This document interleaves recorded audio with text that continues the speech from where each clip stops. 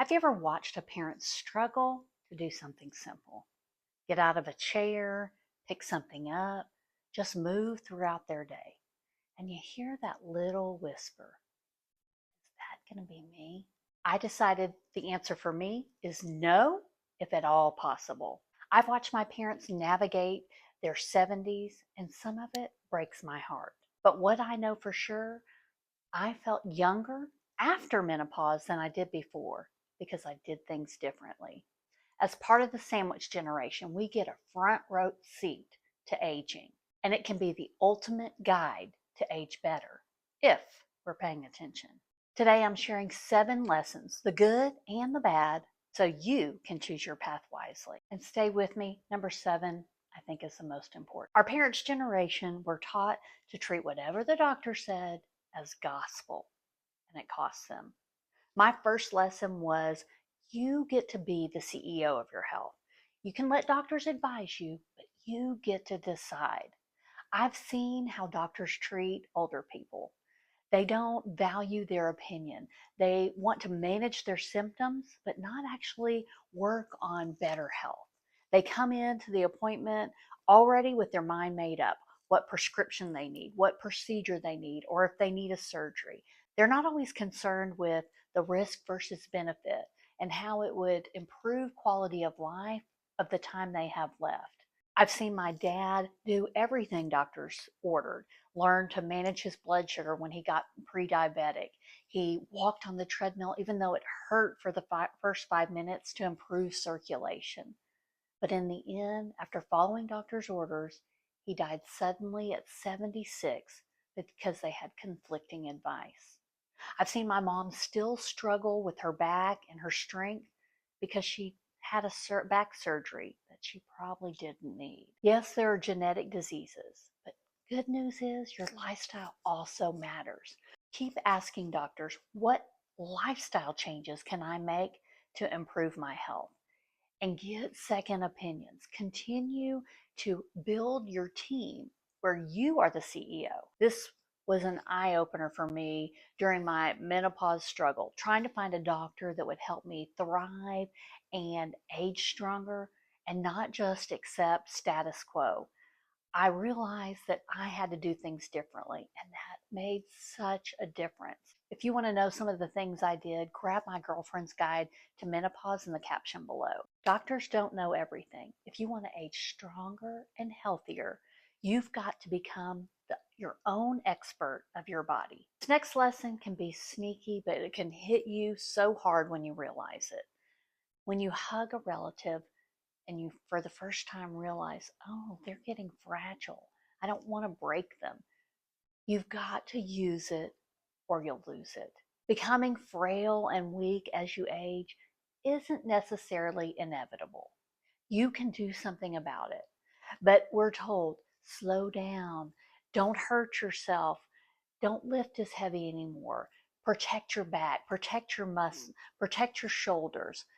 But in doing so, all that is letting your muscles slowly deteriorate.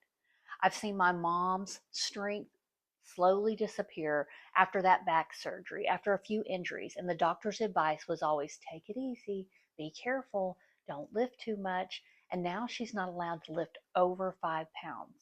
And it's going to break her heart when her future great grandchildren are born and she can't even lift them. My mother-in-law was told after her knee replacements in her 50s to take it easy, protect those knees. She used the parking sticker. She didn't walk very much. She sat a lot. And now she has to have an electric chair to lift her up. She doesn't have muscle tone. When you don't have muscle, your world starts to shrink. You don't have to become that frail older woman. I saw my great Aunt Neely garden up until her 90s. My great Aunt Joyce took exercise classes at the assisted living. I have a lady in my gym class, Miss Eddie, who had a heart attack in her 50s and changed her lifestyle. And now she's lifting almost as heavy as the rest of us. My pickleball coach and his wife are in their 80s and they run circles around me. You get to decide, are you going to age stronger or are you going to give in to that retire, slow down, protect yourself? Muscle loss accelerates after 40 and especially during menopause and beyond. But there is something you can do about it. Fight back, lift heavier weights. Start small, but keep going up. Keep challenging yourself because if you don't use it, you're going to lose it. So tell me in the comments, what are you doing to build muscle? This next lesson is a mistake I see some of my friends making, and I've certainly seen some of my elderly relatives make. They let limitations linger. They have an injury that maybe they do physical therapy, maybe not. They don't get back to 100%, and then they baby it for the rest of their lives. They let it restrict them. Instead, I challenge you, if this happens to you, go full on with that physical therapy. Physical therapy is such a good tool. I wish doctors would prescribe it more and more, especially for the elderly. It helps them learn to do things the right way, build muscle without hurting themselves. My parents weren't of the generation that everyone had a gym membership and people were working out and challenging those muscles. So they didn't necessarily learn the difference between soreness from an exercise and pain. So any discomfort stopped them in their tracks. When you let a limitation stop you, you're never going to get better, only worse. Choose your hard. Work on getting your strength back. Work on ways to get around that limitation and don't let it shrink your world. This next lesson is a happier one. It's something that I saw my parents do well and some of my relatives do well, and that is building a strong community of friends. Yes, aging can be quite the adventure, not always great. Sometimes there's a lot of challenges, but it's great to have friends that get it, that are in that same space as you, but also friends that can make you laugh, talk on the phone with you, keep you from being lonely. That made such a difference in my dad's life. The week before he died, he was attending a Christmas party, I think every night, of all the different friend groups he had. Those friends made his life so much enjoyable. My mom has a ton of friends at her church and in her different activities, and she is one that loves to talk, and thank goodness she has more people to talk to than just me.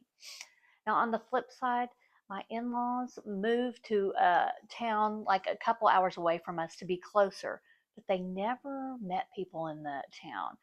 And I've seen that their world has totally shrunk. Their friends are the broadcasters on the TV. The only people they have to talk to are us and each other. And it's hurt their enjoyment of life. Loneliness can age you faster than anything. So be intentional about building that community of friends. Now, this next lesson, my parents have set a great example, and I plan to follow in their footsteps. Hobbies are so important as we age. We've got to have purpose and joy in doing things day to day. You hear so much about people that retire and then die shortly thereafter. They lacked purpose, they lacked meaning in their life. Hobbies are a great way to bring in that joy as you age. You didn't work all your life just to sit in a chair and watch TV.